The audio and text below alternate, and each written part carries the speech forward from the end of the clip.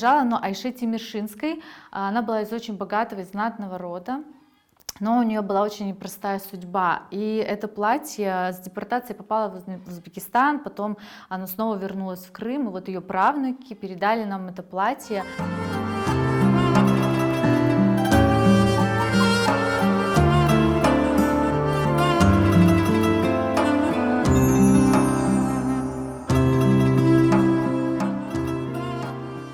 Платье это ручной работы, видно, что тут вышивка, пуговицы вот разные, видно, что оно не один раз ремонтировалось, тут латки есть кое-какие.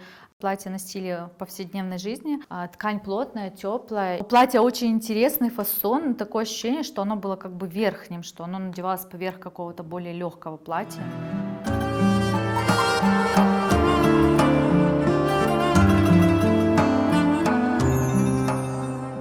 Вот с помощью таких вещей мы можем видеть, какие наряды носили наши хартаналар.